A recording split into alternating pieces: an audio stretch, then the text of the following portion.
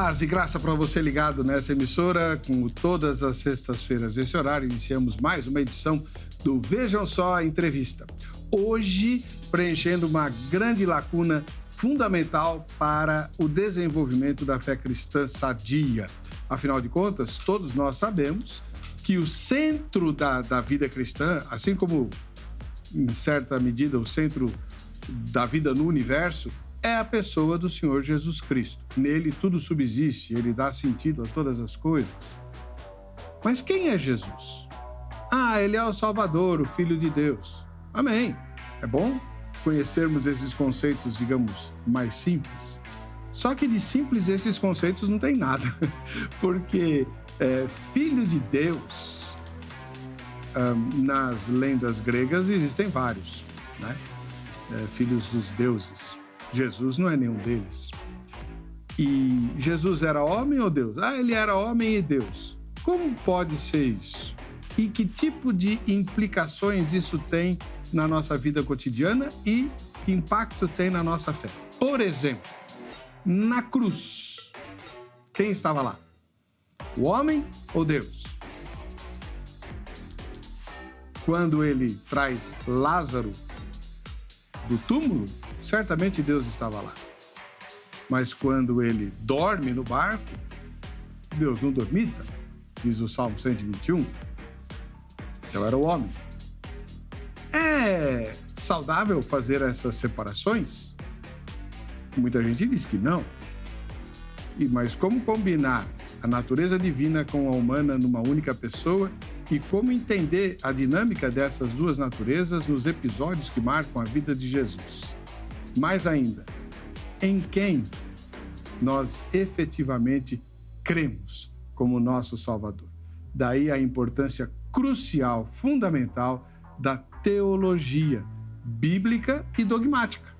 E para responder a essas perguntas, assim como muitas outras que a gente ainda vai fazer ao longo do Vejam Só Entrevista, vem um dos maiores expoentes brasileiros na produção e no ensino desse tipo de teologia, que é o reverendo professor doutor Heber Carlos de Campos, da Igreja Presbiteriana do Brasil. Seja muito bem-vindo, reverendo. Gostaria de ter tapete vermelho para pôr o senhor aqui. Tapete não, mas é um prazer meu estar com vocês. Acho que é pela segunda ou terceira vez. Terceira. Né? E é bom essa interação para tratar de assuntos tão importantes como o da pessoa de Cristo. Eu acho que uma entrevista só é pouco.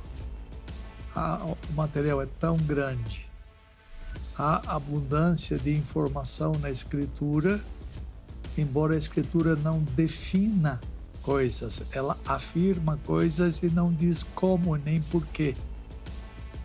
E a gente precisa trabalhar em cima disso para tentar entender a revelação divina registrada nas Escrituras.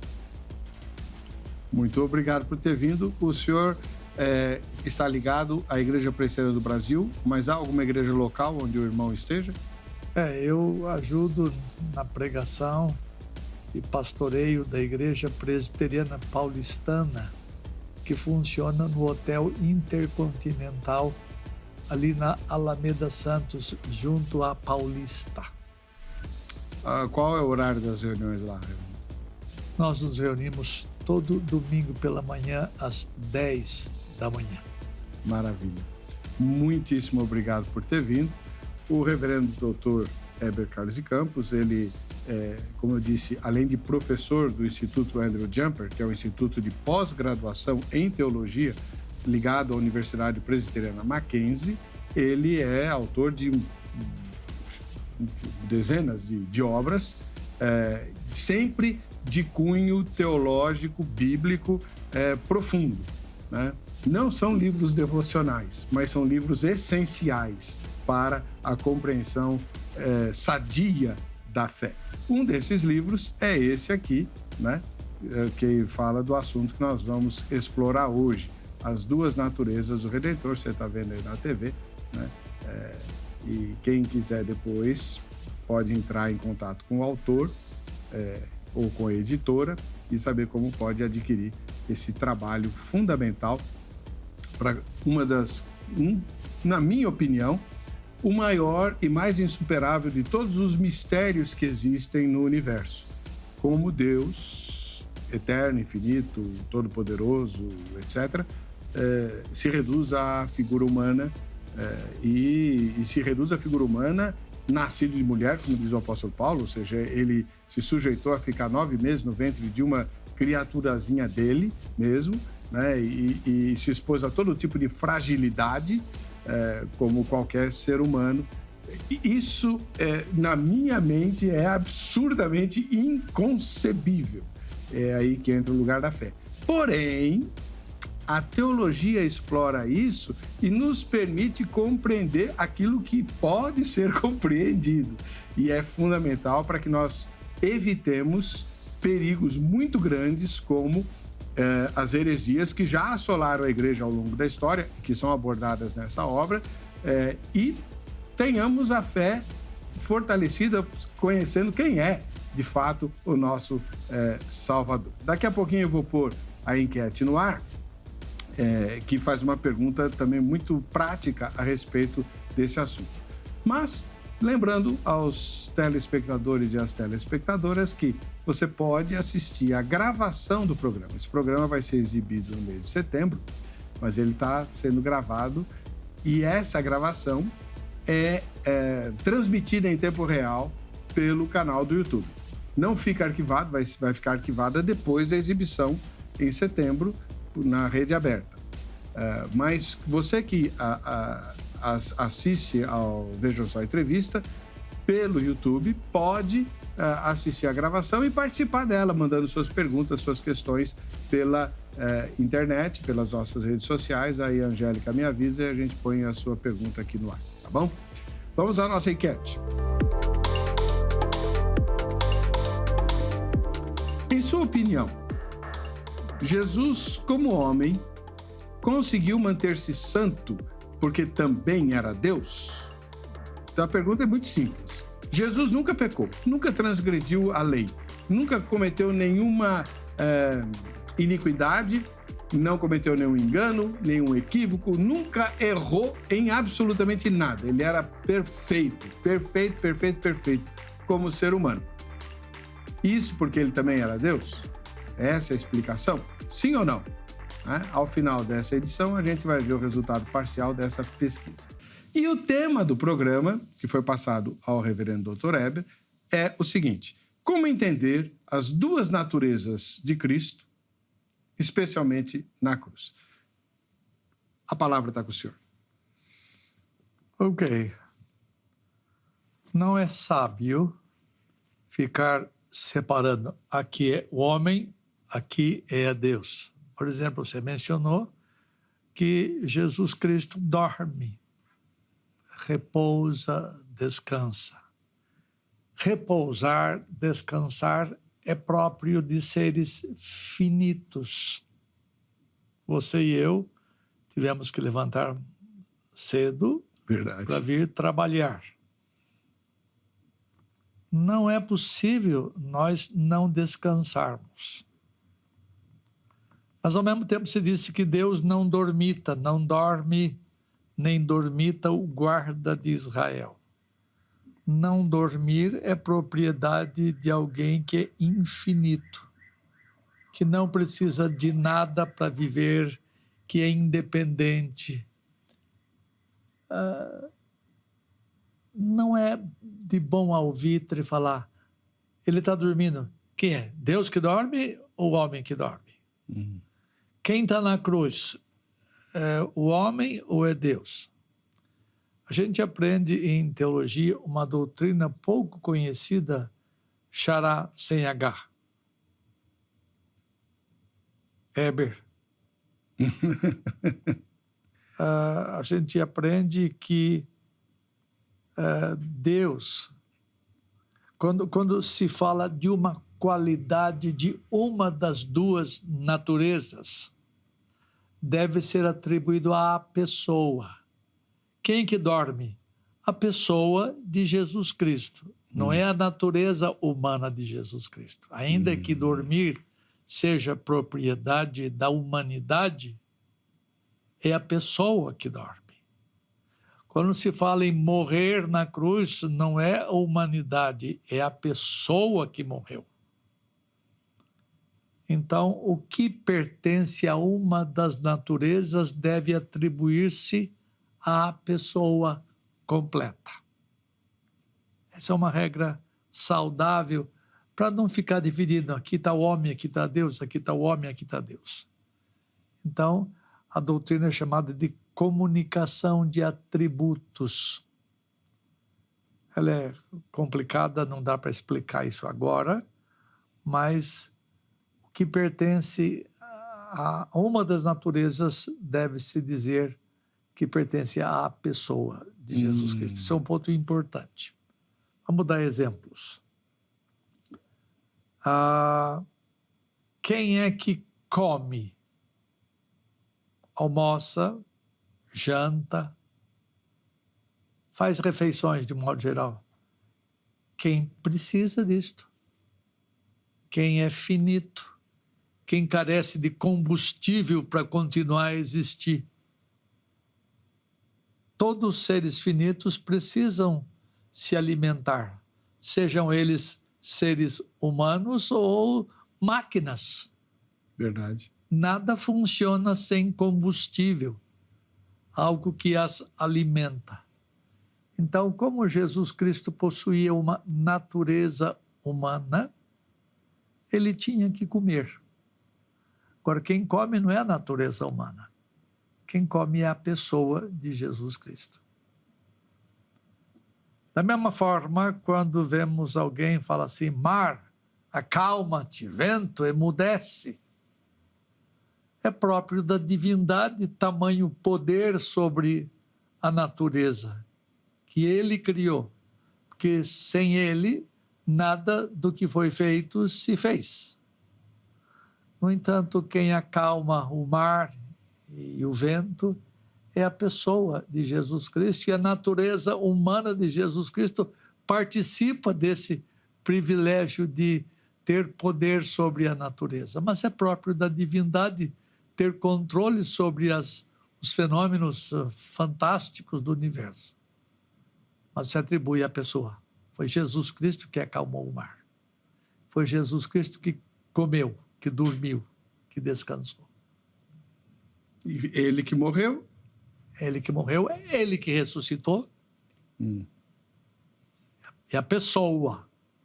Ainda que nós possamos dizer que é próprio de uma das naturezas morrer.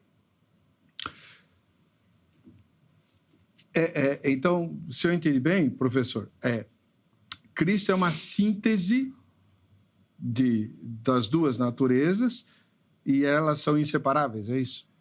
Eu não diria síntese, eu diria que ele possui duas naturezas plenas, perfeitas. Todas as propriedades que você e eu temos, ele tinha, como homem que era. E todas as propriedades que o pai dele possui, ele também possui, porque ele é da mesma essência, da mesma natureza do seu pai, assim como possui a mesma essência nossa, a humana. Eu sei que no livro o senhor explora isso, e então, se for possível, o irmão, usando o seu maravilhoso dom de ensinar, como que os cristãos chegaram a essa compreensão que o senhor acabou de expor? Não foi automática, né? Não. Levou pelo menos 4 a 5 séculos. Houve um século, acho que em 581, reuniu-se o Concílio de Calcedônia, onde hoje é a Turquia. E ali eles definiram claramente as duas naturezas.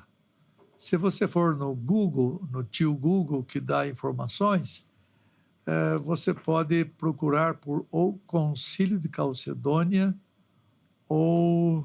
Não é concílio, é outra palavra, esqueci-me agora. Fórmula de Calcedônia, onde se fala das duas naturezas do Redentor. Deixa eu falar sobre natureza um pouquinho. Natureza é sinônimo de essência, em teologia e em várias outras áreas. Natureza e essência são a mesma coisa. O que é natureza ou essência? É aquilo que faz com que algo ou alguém seja o que é. Deixa eu dar um exemplo. Este sofá aqui, é essencial que ele seja deste material couro? Não. Podia ser de madeira, podia ser de ferro, podia ser um monte de coisa. É essencial que seja desta cor? Não. Não, podia ser qualquer outra cor. É necessário que tenha 4 pernas? Não, podia ter 2, uma. Você tem cadeiras de várias coisas. É essencial que tenha este formato? Não. O que é essencial? É que ele sirva para sentar. Se ele não servir para sentar, não é cadeira ou sofá. Então, essencial, uma coisa essencial é aquilo que não pode faltar. Porque se faltar, deixa de ser o que é. Então, Jesus Cristo possui a essência divina, isto é, todas as coisas que são próprias da divindade ele possui, assim como possui a essência humana. E essas duas essências estão inseparavelmente unidas. Uma vez que houve a encarnação, nunca mais ele vai ser simples e unicamente o Verbo divino ou o Filho de Deus, mas desde a encarnação e para sempre será o Filho encarnado ou o Verbo encarnado. As duas naturezas juntadas indivisivelmente, inseparavelmente, imutavelmente. Duas essências juntas. Como você disse, eu reforço a ideia sua, muitos crentes de todas as denominações têm problemas sérios com a soberania divina, com eleição, né, com predestinação de modo geral. Isso é fichinha, é só você crer no que está escrito. Agora, a doutrina mais complicada, mais difícil de entender é essa união das duas naturezas. A doutrina de Cristo é a mais difícil porque ela sobrepassa, porque não tem nada igual no universo de Deus. Não tem nada com duas naturezas. Ou tem natureza humana, ou natureza angélica, ou natureza física, como um objeto qualquer, como esta caneca aqui. Nada tem duas naturezas. Ainda mais falando de divindade juntada inseparavelmente à humanidade. Como é que a igreja chegou a essa compreensão? Os apóstolos tinham esse? Não, eu não creio. Os apóstolos deram informações que eles receberam do próprio Cristo, informações que eles receberam de Deus o Pai, ou de Deus o Espírito, e eles jogaram na Escritura. A Escritura não é um compêndio de teologia. A Escritura é a revelação divina na sua totalidade. No entanto, quando os homens se reúnem ou começam a estudar aquilo que está escrito, então eles começam a fazer teologia. Teologia é coisa de homem, enquanto que revelação é coisa de Deus. A revelação é uma só. As teologias são muitas. Que depende da hermenêutica usada, isto é, dos métodos de interpretação. Depende das pressuposições que os intérpretes usam. Por isso que tem teologias diferentes. Existem teologias melhores que outras, mas não tem unanimidade nessas coisas. Então, teologia é um problema. E nós precisamos ter, quanto possível, regras melhores para interpretar o texto da Escritura. Se você puder estudar hermenêutica, uma boa hermenêutica, você será o melhor intérprete da Escritura. Agora, reverendo, nos escritos do Novo Testamento, sobretudo nos escritos de João, mas também nos de Paulo, há uma preocupação dos apóstolos em combater determinados ensinos errados a respeito de Jesus. Uhum. Então, os primeiros ensinamentos eram que Jesus era humano ou divino? Como é que é essa controvérsia? A primeira heresia histórica já havia no primeiro século com um grupo chamado grupo gnóstico. Debaixo da influência do pensamento grego, da filosofia grega, os gnósticos criam que havia as coisas materiais e as coisas imateriais, ou seja, o corpo e a alma ou espírito. Eles diziam que o espírito é alguma coisa elevada, enquanto que a matéria é alguma coisa mais baixa, inferior. E na cabeça desses gnósticos, dos quais João fala, ainda que João não use o termo gnóstico, ele fala aqueles que negam Jesus Cristo vindo em carne, isto é, aqueles que negam a humanidade ou a fisicalidade de Jesus. Então, para eles era impossível Jesus Cristo possuir a carnalidade ou a fisicalidade ou a materialidade nossa. Por isso que eles negavam que Jesus fosse verdadeiramente homem. Então essa é a primeira heresia histórica a respeito da pessoa de Cristo. João fala dos anticristos que já estavam vivendo no seu tempo. O anticristo da época, os anticristos da época, eram aqueles que formulavam, ensinavam uma doutrina errônea sobre Jesus Cristo. Eles eram docéticos, isto é, eles negavam a plena humanidade de Jesus Cristo. Jesus Cristo era homem, sim, mas não com fisicalidade, porque a matéria é alguma coisa má e o Redentor não podia ter alguma coisa má. Então, heresias cristológicas apareceram até o século V, pelo menos. Tá, os anos 400 e pouco, que foi quando Calcedônia botou um ponto final nas discussões, e tudo que nós cremos hoje, 1.600 anos depois, é o que Calcedônia definiu. A expressão, não sei se é essa fórmula de Calcedônia ou ela é posterior, mas eu lembro de ter estudado lá no seminário. Ele é tão completamente Deus como se não fosse homem e, ao mesmo tempo, tão completamente homem como se não fosse Deus. Essa é a ideia. Diferentemente de nós, ele é Deus. Uhum. E diferentemente do pai dele, ele é homem.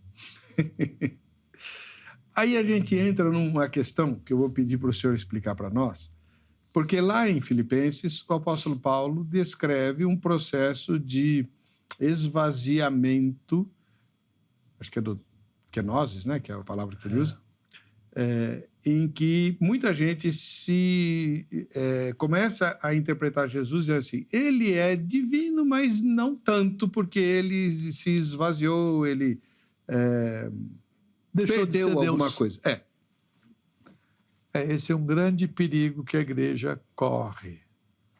O esvaziamento tem a ver com o não uso de atributos, não a perda deles.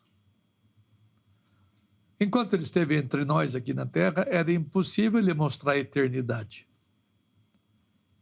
Era impossível ele mostrar imutabilidade, ok. Mas independência era impossível, porque eles viam ele comer, viam ele beber, viam ele dormir. Isto não aponta para a independência dele. Então, eu creio que as duas naturezas, existem erros, Heber, relativo às duas naturezas. Uns que negam a plena humanidade de Jesus Cristo e outros que negam a plena divindade. Esses são os ebionitas. Os leitores depois vão fuçar esses termos. Mas eu me perdi na pergunta que você fez. É sobre a doutrina do esvaziamento. Tá. O esvaziamento tem que ver não com a perda de qualidades essenciais, de atributos divinos, mas com ele abriu mão do uso deles. Um dos exemplos que muita gente usa, e quando eu falo de muita gente, eu só me refiro a pessoas de boa índole, de boa vontade, né? Olha, quando Jesus diz assim, que nem ele sabe o dia da sua volta, só o Pai sabe, é porque ele estava esvaziado da sua condição divina. Eu creio o seguinte, que, lembra bem, ele possui duas naturezas. Aquilo que você fala como pensar, que é a referência sua, pensar, sentir e ter volições, ter decisões, ele tinha essas mesmas coisas em cada uma das naturezas. Ele pensava como Deus e ele pensava como homem, ou seja, ele tinha a mente de Deus e tinha a mente humana. Ele tinha as afeições divinas e as afeições humanas, as volições divinas e as volições humanas. Essas coisas, volições, intelecções e afeições, são próprias de uma natureza, não da pessoa. Jesus Cristo era uma só pessoa, a pessoa divina com propriedades humanas também. Ele não tinha uma pessoa humana nele. Pessoa é aquilo que tem autoconsciência, isto é, consciência de si. Ora, ele se via como Deus e se apresentava como Deus, ora como homem, mas o eu dele é sempre ligado à demonstração de uma das naturezas. Por isso, quem dormia era a pessoa de Jesus Cristo. Quem é que criou o universo é a pessoa de Jesus Cristo, ainda que não possuísse nessa altura a natureza humana. Mas quando falamos do Criador, referimos-nos à pessoa de Jesus Cristo. Vou recordar uma frase que eu disse algumas vezes aqui no começo da conversa. O que pertence a uma das naturezas é bom, é prudente dizer que pertence à pessoa completa. Isso. A pessoa completa. Então, Jesus Cristo, quando ele disse que ele não sabia o dia, provavelmente ele esteja usando a sua mente humana. Como é que ele faz isso? Eu não sei. Como é que fala? Ora pensa como Deus, ora pensa como homem. Sente como Deus, sente como... É difícil a gente medir estas coisas, mas a sua mente humana, àquela altura, não sabia o dia da sua volta. Existe um pensamento, uma heresia também bem antiga, que diz que Jesus nasceu como homem, era um homem comum, que Deus adotou, e a evidência disso é que ele se enche do Espírito Santo e passa a agir como Cristo depois do batismo. Ok. Essa heresia, que ele era homem, ele foi elevado a uma categoria divina. É uma heresia realmente. Porque quando o Filho de Deus nasceu de Maria, quem nasceu de Maria foi a pessoa de Jesus Cristo. O Verbo encarnado nasceu de Maria. Não somente a sua fisicalidade. Quem nasceu de Maria foi o Verbo divino que havia se encarnado nela por obra do Pai e do Espírito. Então, Jesus não é um homem divinizado. Um homem, simplesmente homem, ainda que sem pecado, mas que foi elevado a uma categoria superior de divindade. Não. Ele nasceu o que sempre veio a ser depois, Deus homem. O Salmo número, acho que é 8, ele fala, pouco menor do que os anjos o fizesse, de glória, de honra o coroasse. Ele está se referindo aos seres humanos ou a Jesus? Não, eu creio que refere-se a Jesus Cristo em última instância.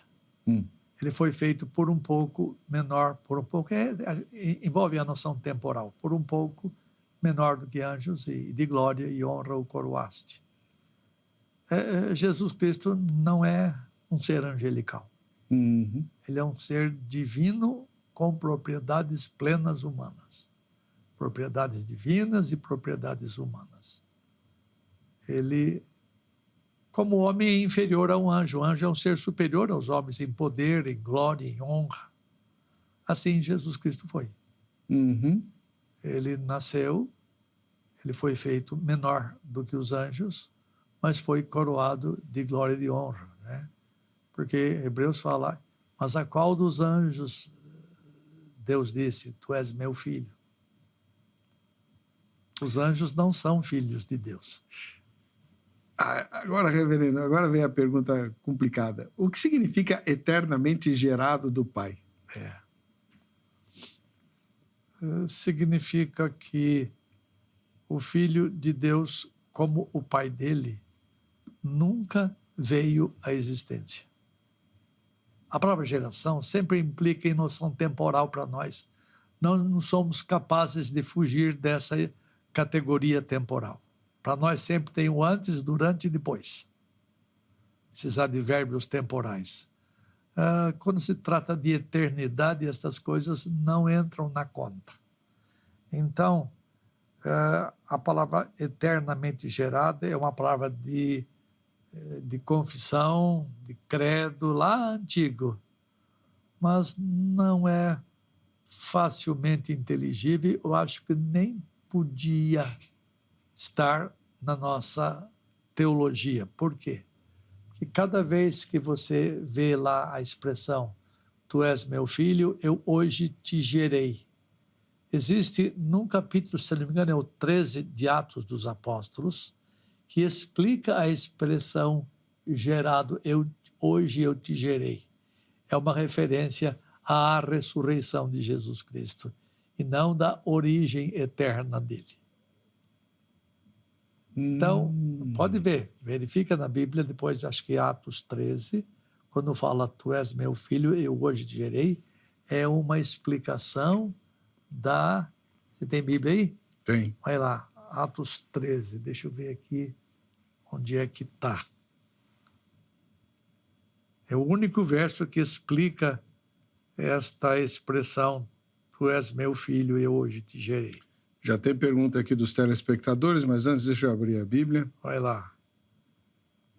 Aqui, o 33. Ah, tá.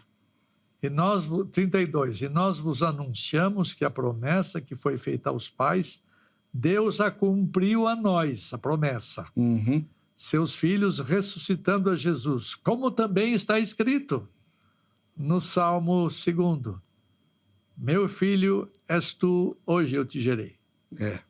A expressão eu hoje te gerei é uma referência à ressurreição de Jesus e não à originação dele. Bem claro aqui. E esse que Deus o ressuscitou dentre os mortos. Está aqui, é isso mesmo. Tá?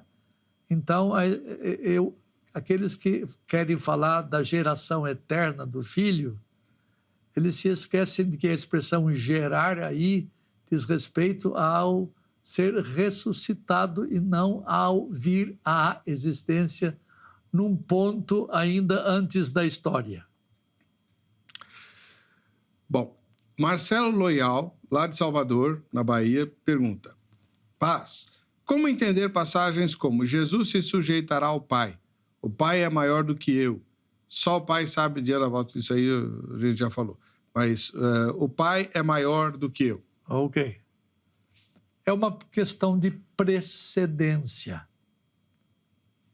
Pai tem precedência sobre filhos. Sim. Tá? Essa é a ideia. o pai é maior do que eu não significa que ele é mais divino do que eu, ou mais poderoso do que eu, ou mais sábio do que eu. Lembra? Eu e o pai somos um. Quantas pessoas existem na Trindade? 3. Existe precedência de um em relação a outro. Existe submissão de função. Por exemplo, o Pai me enviou. O Pai me ordenou isto. Mostra uma precedência do Pai sobre o Filho. Nesse sentido, o Filho está sujeito ao Pai. Por uma questão de precedência, pai e filho. Ele foi obediente ao pai. Ele veio cumprir os mandamentos do seu pai. Não é questão de essência, mas de precedência que pai tem sobre filhos. Eu e o pai somos um. Na verdade, são duas pessoas distintas. Como fala somos um, significa nós somos iguais essencialmente falando. Possuímos a mesma natureza, a mesma essência, ou seja, os mesmos atributos. Não que eles sejam pessoalmente um só, não. Deus é um ser tripessoal. Só para falar, o que é uma pessoa? Eu comecei a falar e parei no meio do caminho. Uma pessoa é aquilo que possui autoconsciência. Por exemplo, o pai fala, eu amo o meu filho. O filho fala, eu obedeço ao meu pai. Existem duas autoconsciências. Por exemplo, você tem cachorro em casa? Tem. Você fala com ele de vez em quando, não fala? Ah. E bota, às vezes, na frente do espelho e fala, ó você aí, ó. Não consegue ver. Porque ele não tem consciência de si. Um cachorro tem consciência de tudo o que acontece ao redor dele. Ele percebe mais do que nós as coisas que estão... Quando você está chegando de carro 2 quadras antes, ele já começa a latir, ele corre para a porta esperar você. Ele tem uma percepção de coisas externas muito maior do que a sua, do que a minha. No entanto, ele não tem consciência... Ele tem consciência de tudo, mas não tem consciência de si. Ou seja, não tem autoconsciência. Uma pessoa é aquela que possui consciência de si mesma. O cachorro não sabe quem é pai dele, não sabe quem é mãe dele, não conhece os ancestrais. Ele não sabe quem ele é, de onde ele veio, para o que ele serve. Ele faz as coisas que são próprias da natureza canina dele. Certo. Agora, Deus, que é tripessoal, possui 3 autoconsciências. O pai sabe quem é o filho sabe quem é o pai, o Espírito sabe quem é o pai, quem é o filho, porque ele procede do pai e do filho. Tem 3 autoconsciências na Trindade, ainda que tenha só uma essência, uma só natureza, mas 3 autoconsciências. Agora tem uma pergunta aqui, que na verdade é a expressão de uma opinião do Luiz Vilela, ele não diz onde ele é, e ele diz assim, Jesus comparou sua divindade com a divindade dos homens da liderança de Israel, em João 10, 34 a 36. É estranho comparar a sua divindade com a divindade dos homens. Ele conclui com isso, doutor, que Jesus afirmou que a divindade dele seria simbólica. Então, deixa eu ler João 10, 34 a 36, e aí o irmão vai comparar. Eu acho que é aquele trecho em que Jesus está tendo uma controvérsia lá, né? Que o pessoal dizia, como que você fala que você é filho de Deus, não sei o quê? E Jesus fala assim, você não leu lá na Bíblia, vós sois deuses? Tá. Eu acho que é aquela discussão irônica de Jesus, mas vamos ver, João 10, 34. Vou ler a partir do 32. no 31. Novamente pegaram os judeus em pedras para lhe atirar. Ele ia ser apedrejado. Jesus ia ser apedrejado. Disse-lhes Jesus: tenho-vos mostrado muitas obras boas da parte do Pai. Por qual delas me apedrejais? Responderam-lhe os judeus. Que irônico, né? Qual é o crime que eu estou cometendo se eu estou mostrando coisas boas do Pai, né? Responderam-lhe os judeus: não é por obra boa que te apedrejamos, e sim por causa da blasfêmia, pois sendo tu homem, te fazes Deus a ti mesmo. Replicou-lhes Jesus: não está escrito na vossa lei? Eu disse: sois deuses? Se ele chamou deuses àqueles a quem foi dirigida a palavra de Deus, e a Escritura não pode falhar, então, daquele a quem o Pai santificou e enviou ao mundo, dizeis: tu blasfemas, porque declarei, sou filho de Deus. Depois ele continua: se não faço as obras de meu Pai, não me acrediteis, mas se faço e não me credes, crede nas obras para que possais saber e compreender que o Pai está em mim e eu estou no Pai. A expressão sois deuses significa vós sois autoridades. Os homens são autoridades. Então, vós sois deuses.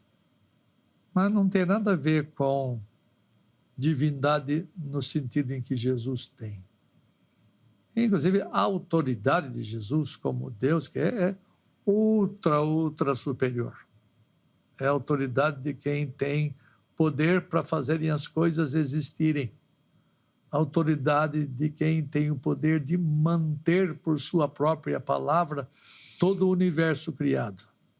São duas coisas incomparáveis. Ele é igual a nós no que respeita a sua humanidade. Mas no que respeita a sua divindade, ele é altamente diferente de nós. Então, a ideia de que Jesus não era genuinamente divino perdura, né? Essa colocação do Luiz sim. mostra isso. Existem pessoas que negam a real divindade de Jesus Cristo. Existem igrejas até grandes nesse país, como Testemunhas de Jeová, que negam a divindade de Jesus. E alguns evangélicos embarcam nesse trem. Possivelmente o Luiz faz parte desse grupo. É uma possibilidade, não há certeza. A ideia de negar a divindade de Cristo entre outras razões, é uma dificuldade de aceitar a Trindade. Sim, não tenha dúvida. Né? Mas se a gente rejeita... Uma vez, um professor Jamierson esteve aqui, justamente para discutir unitarismo e Trinidade. Aí ele falou assim, a gente não crê na Trindade porque ela é lógica. Muito pelo contrário. Né? A gente crê na Trindade porque ela está nas Escrituras, ela está na Bíblia. É claramente inteligível na Bíblia, né? Que existe um único Deus que subsiste em três pessoas. E esse foi um pensamento também construído ao longo do tempo, né? E que, embora eu veja muitos daqueles que se dizem unicistas, na verdade, não são unicistas de raiz, como as Testemunhas de Jeová. Eles creem, por exemplo, em heresias tipo modalismo, onde Deus desempenha três papéis diferentes, mas é um único Deus. Né? É modalismo que fala? Três modos.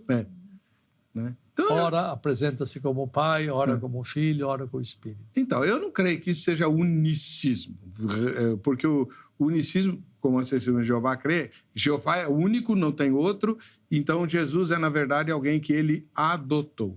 No caso, o arcanjo Miguel, que foi promovido a filho adotado por ter defendido Jeová das incursões de Satanás e seus anjos. Né? Não há como crer nisso. Né? Não, isso é heresia. Uma das evidências de que é heresia, quem está aí nos ouvindo, ouça estou dizendo com muito respeito, é o fato de que quem assim pensa precisou modificar o texto da Escritura. Porque se adotar a mesma Escritura que todos os outros evangélicos usam, e mesmo os católicos, fica insustentável esse ensino. Então é preciso criar uma versão única da Bíblia que para dar suporte a esse tipo de ideia. Uhum. Reverendo, fugindo um pouquinho dessa questão, eu queria a sua opinião, né? O senhor é um dos homens mais brilhantemente ilustrados no campo da teologia aqui no Brasil e tem o dom de explicar teologia de maneira que qualquer um entenda. Essa é outra virtude que o irmão tem. Recentemente, a revista Ultimato, ela publicou lá uma matéria provocativa de para que serve a teologia. Não sei se o senhor chegou a ler a matéria, né? Mas nos tempos de hoje, pleno século XXI, mergulhados primeiro no relativismo, né? Onde não existe mais verdade, nem certo, nem errado, e, em segundo lugar, no mundo tecnológico, como se fôssemos máquinas, né? Inclusive tem máquina pensando agora, né? E escrevendo. Um amigo meu, o Robinson, que foi meu chefe, ele mandou uma encomenda para o ChatGPT, né? Para a inteligência artificial. Preciso pregar sobre João capítulo 1. Pois o ChatGPT mandou um sermão para ele. Bom! Né? Então, num mundo como esse, para que serve a teologia? Esse programa que faz teses, sermões da inteligência artificial, existe essa inteligência artificial porque alguém trabalhou, alguém botou dados lá. Ele não descobre nada. O ser humano fez isso. A capacidade de catar informações, pegar dados e, no instante, num piscar de olhos, trazer tudo para você prontinho. E, aliás, isso vai estimular muita gente desonesta a fazer teses apenas digitando lá no programa. Mas tudo isso, todas essas informações que estão lá, catalogadas, espetacularmente reunidas, foram produto de quem pensou, de quem fuçou a Escritura, de quem tentou trabalhar. Então, teologia é uma tentativa humana de entender a revelação divina. Todo mundo que abre a Bíblia, em qualquer lugar, em qualquer denominação, em qualquer reduto evangélico, abre, o texto está aqui, isto quer dizer o seguinte, está fazendo teologia. Teologia é elaborar qualquer pensamento com base numa fonte fidedigna, no caso a Escritura. Então, ela tem valor. Eu entendo que teologia é uma ciência. Uau! É uma ciência. Uma ciência tem que ter um objeto de estudo. Qual é o objeto de estudo da teologia? Deus. Não? Deus não pode ficar sob o seu escrutínio. Então qual é o objeto da teologia? A Escritura Sagrada, a revelação divina. Você trabalha com a revelação. Você pega o que está escrito e procura entender. Porque você não pode meditar em Deus, você tem que meditar na sua palavra. Você não pode botar Deus como seu objeto de estudo. Porque Deus não pode ser analisado pela história, por outras ciências. Deus pode ser analisado mediante aquilo que ele diz de si mesmo. Uau. Então, o objeto de estudo é a Bíblia. É a revelação dele. Muito bom. A gente vai fazer um intervalinho para continuar daqui a pouquinho. Então, antes de sair, você está, como eu, profundamente instigado em estudar melhor as Escrituras e conhecer teologia, né? Inclusive, tem mais perguntas aqui chegando para o Dr. Heber, a gente vai colocar para elas assim que voltar do intervalo.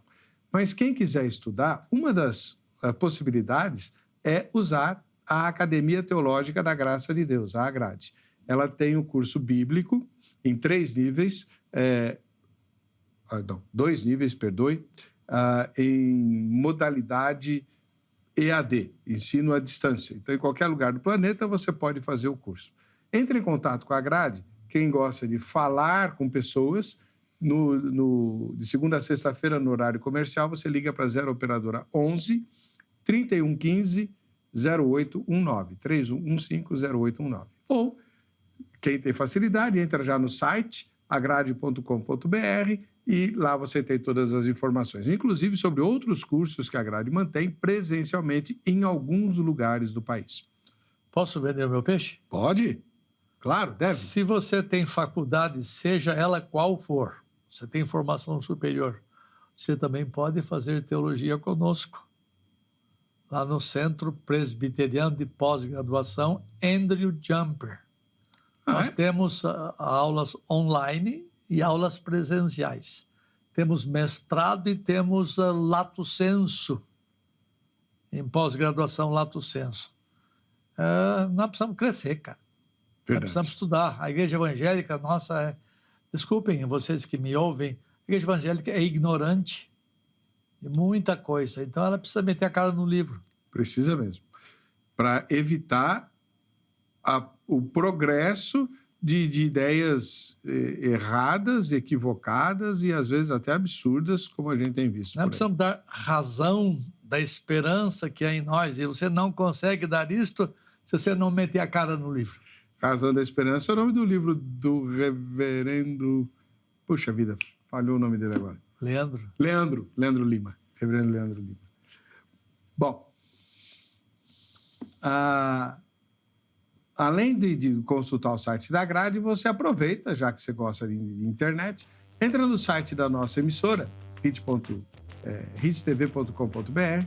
Lá você tem um mecanismo para falar conosco, para fazer críticas, sugestões a respeito do Vejam Só Entrevista, tá bom? Vamos para o intervalo, rapidinho, a gente já volta com mais perguntas para o reverendo doutor Heber Carlos de Campos.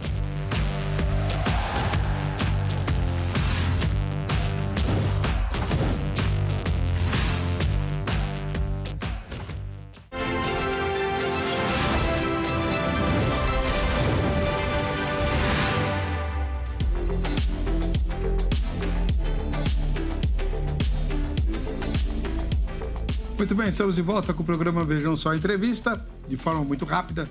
Vou mostrar aqui as fotografias de quem está participando do nosso concurso, né? É só você bater a foto enquanto assiste ao programa, manda para nós pelas redes sociais e aí você vai estar concorrendo aqui aos brindes do Vejam Só. E a gente fica te conhecendo melhor, né? A primeira foto vem lá de Rondônia, Marcos Johnny, é o nosso telespectador lá. Tá aí, ó, Marcos. Muito obrigado por ser nosso telespectador. Faça como o Marcos, bate a foto durante a exibição do programa, olha que legal, né? Ele ainda apresentou, tá lá com a Bíblia na mão, né? Então, assistindo e conferindo, beleza. Em Santa Bárbara do Oeste, próspera cidade do interior de São Paulo, com um reduto evangélico bastante expressivo, temos a Senilda Parado. Assiste ao programa lá. Olha a Senilda aí, né? Valeu, irmã. Deus abençoe bastante. E em Maceió, lá nas Alagoas, a Thelma Oliveira, é nossa telespectadora ali. Olha que bacana. Deus abençoe, irmã Thelma. Grande abraço para você. Bom, a gente tem algumas perguntas aqui para o reverendo doutor Heber.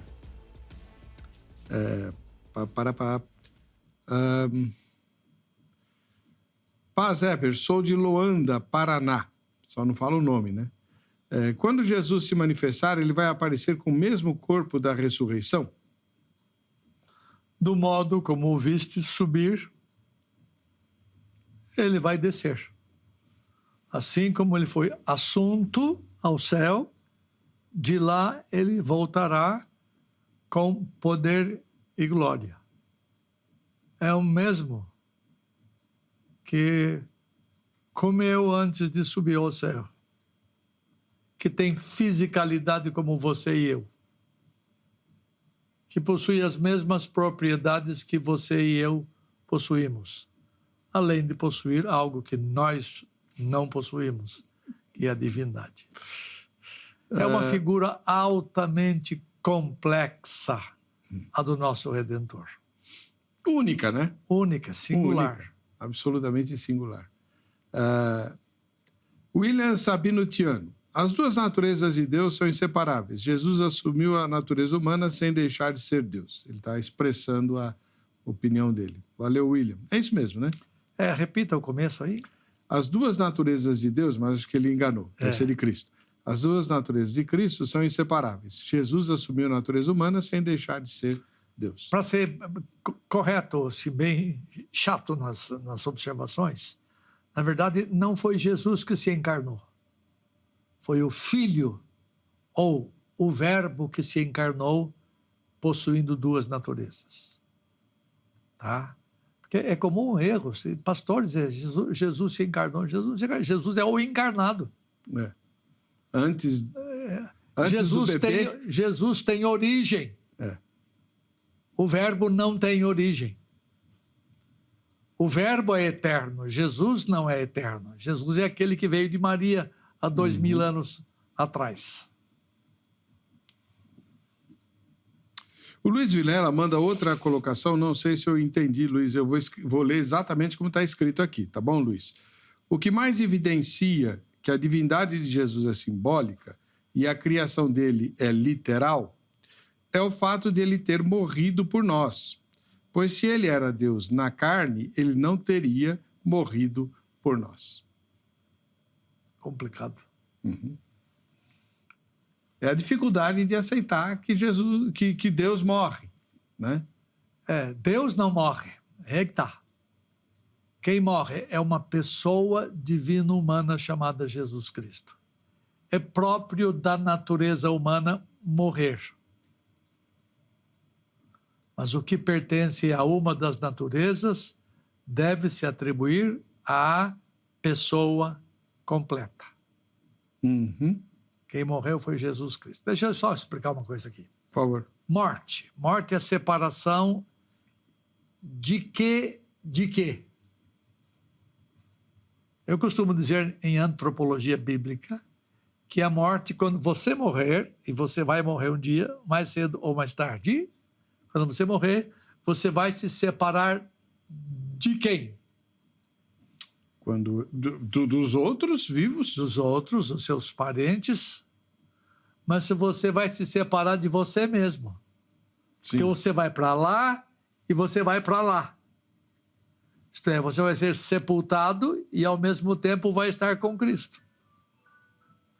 Então, a morte é separação de uma das nossas naturezas de outra. Ou seja, a nossa natureza corporal, física, vai para a sepultura e a nossa natureza imaterial, ou alma ou corpo, vai estar com Jesus. O espírito. Alma ou espírito. Alma ou espírito, vai estar com Deus. Que é o que aconteceu com o próprio Cristo, quando morreu. Tem uma pergunta nessa direção. A alma dele foi estar com o Pai dele. O corpo foi para a sepultura até o terceiro dia. Tá? Na morte de Jesus Cristo, houve a separação dos dois elementos constituintes da natureza humana dele. Não houve separação entre o Verbo e a natureza humana, a natureza divina e a natureza humana, porque essas coisas são inseparáveis. É por isto que, talvez por isto que a Bíblia diga que não houve corrupção. O seu corpo não experimentou corrupção e nem sua alma foi deixada na morte. Ele ressuscitou.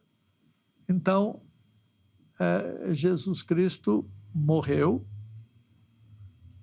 isto é, ele foi separado de si mesmo na sua humanidade, mas nunca a sua divindade foi separada da humanidade. Quem está sepultado? Minha mãe morreu há bons anos atrás, 2000. Minha mãe está na sepultura lá em Votorantim. Dona Dina ou Diná? Diva. Diva. Minha mãe está lá e minha mãe está lá. Quando chegar o dia da ressurreição, minha mãe vai se encontrar com quem? O senhor? Com ela mesma. Desce, ressuscita o corpo. Não, quem ressuscita é o homem. Como assim? Sim, o ser integral. E quem morre é o ser. Tá. uma das partes vai para a sepultura e outra parte vai estar com Cristo. Na ressurreição é a junção das duas coisas novamente.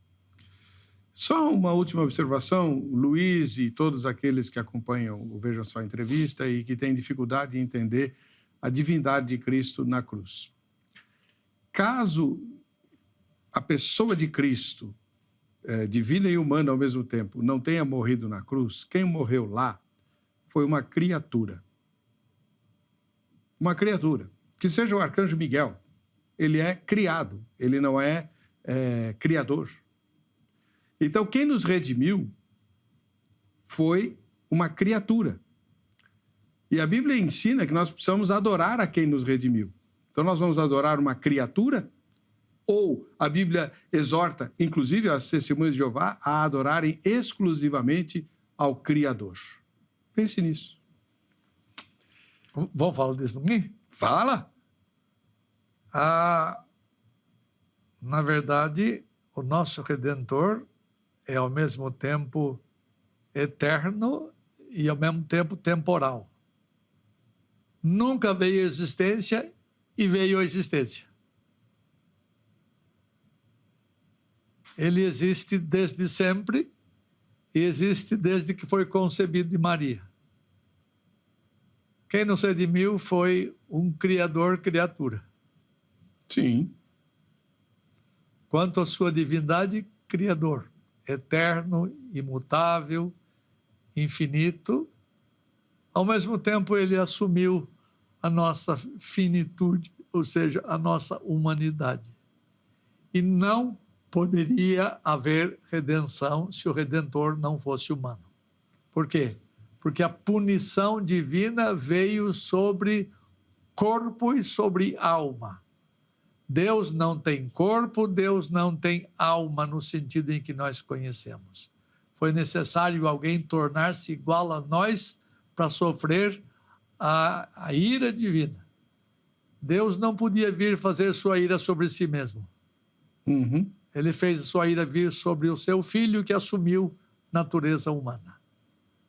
Então o Redentor tinha que ter corporeidade nossa, tinha que ter a alma nossa, para ele morrer a nossa morte, para ele morrer ao nosso lugar, para que ele pudesse, ao mesmo tempo em que morre, paga a conta nossa, ao mesmo tempo, quando ele ressurge, ele garante a nossa ressurreição.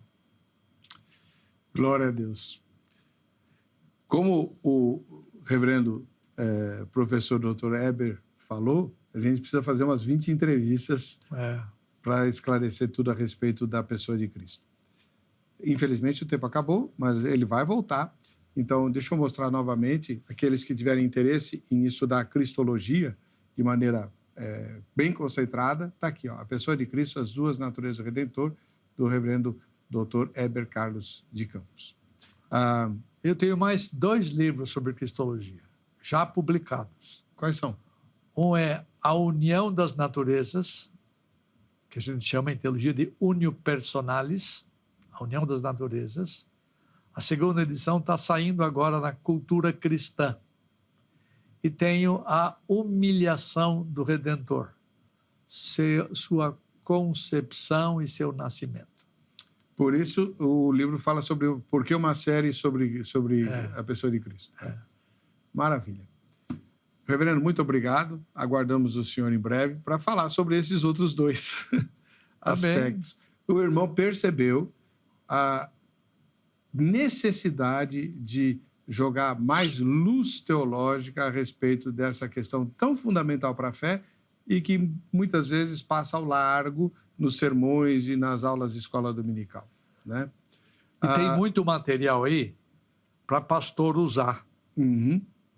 Você vai levar aí 1 ano, se você quiser, para você ensinar na sua igreja sobre as duas naturezas. Tem material à vontade e eu escrevi para que pastores possam ensinar e crentes medianos possam ler isto. Não é uma leitura alta que um crente mediano não possa entender. Verdade.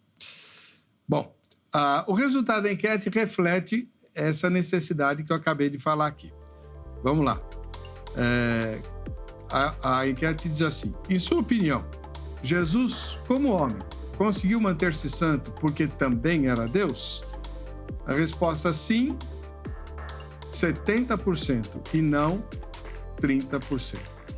E qual é a resposta correta?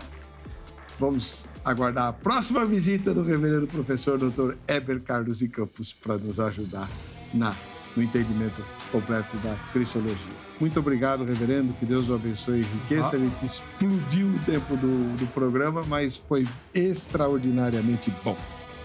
Foi meu prazer em poder servi-lo, servindo aos irmãos que ouvem.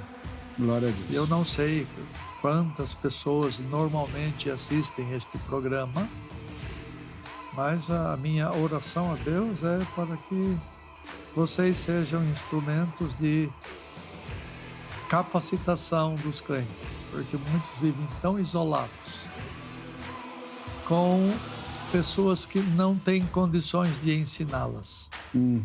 Pessoas jogadas às traças, espiritualmente falando. Verdade. Sem onde se segurar, sem ter em quem se pegar. Porque a formação dos nossos ministros, na sua grande maioria, é deficiente. Eles não tiveram a oportunidade que eu tive. E que outros também tiveram. Então, nós carecemos de estudar seriamente a palavra de Deus para poder tirar boas lições naquilo que conhecemos como teologia. Verdade. Mais uma vez, muito obrigado, reverendo. Para você que fica aí, na próxima sexta-feira, querendo o Senhor, nesse mesmo horário, estaremos juntos para mais um Vejam Só Entrevista. Até lá.